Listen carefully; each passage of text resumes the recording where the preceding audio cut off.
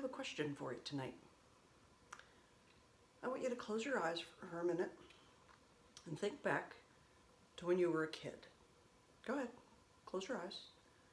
Think back to when you were a kid, when you didn't have to think about paying a mortgage or paying off student loans or buying groceries or worrying about paying for your health care or your car or utilities.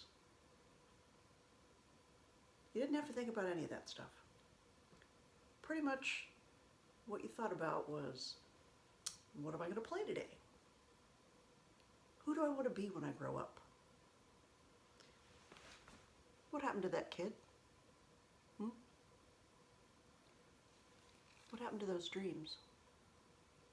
Do you still have them? Of course you do. We all have dreams, right? But what did you do with them? What are you doing with them right now? Last night I talked about the fact that everybody has a God-sized dream and that it was something that was placed in us by our Creator. So the Bible often talks about God as being our Father. They call him Abba Father, Daddy. Now, of course, earthly fathers and mothers can't create our children a certain way. I mean, it's kind of up to which combination of genetics comes from the mom and which genetics come from the dad. And we have some environmental controls, obviously. But we can't create what that child is, how they are, what their gifts and talents are. That's designed by God. So if you could do that, don't you think that you would give your child something amazing, like amazing gifts that they would love to use, dreams of things that they want to do and adventures that they want to have and people that they want to help and things they want to learn, places they want to go. And now if you were the father of that child and you had the ability to create those things in your own child, wouldn't you want them to use those gifts and those talents and fulfill those dreams and do all those things that you had placed in them to do? But we don't do that very much, do we? You know, we go through maybe early elementary, middle school, and now once you get into high school, you're already supposed to be fast-tracked on, well, what college you're going to go to, what university, what degree you're going to get, what's your career going to be.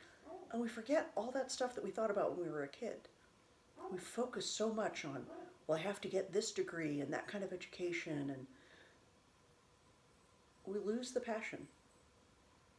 We lose that sense of, I really want to do this. This is something that really fires me up. At least that was true for me. I mean, I got into school and was pretty much fast-tracked into all of the sciences and the maths and all the things that were in tune with what I was able to do from the standpoint of, intellectually able. But then, like everybody else, I went to college and got a degree and got a job and started a career, and I did that for decades and decades.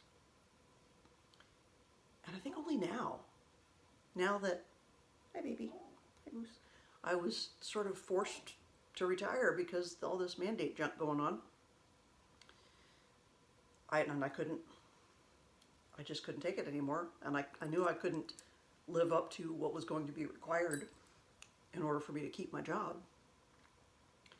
So since all that happened, and I've been on this journey of re-engaging with my dreams and what I feel like I'm called to do. I started thinking about when I was a kid going to, you go to have your school picture done every year. I was in 5th grade, and I forgot when picture day was. And unfortunately for me, picture day just so happened to be the same day that I had Girl Scouts after school.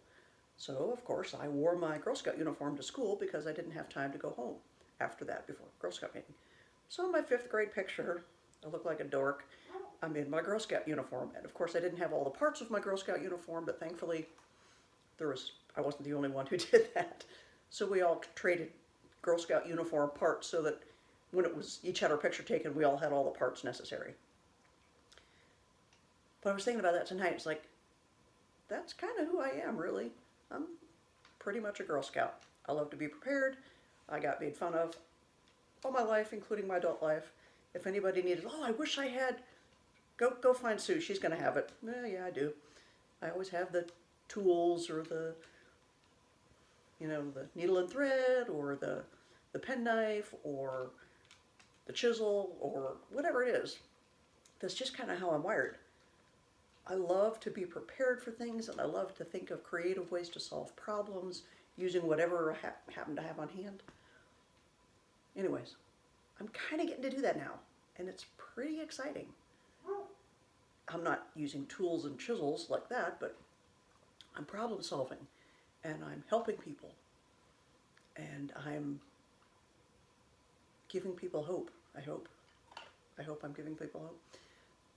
I'm helping people realize how they can connect to their passions and their dreams and the God-sized dreams in them, and helping them to see that there's ways that they can live up to that and provide for their families.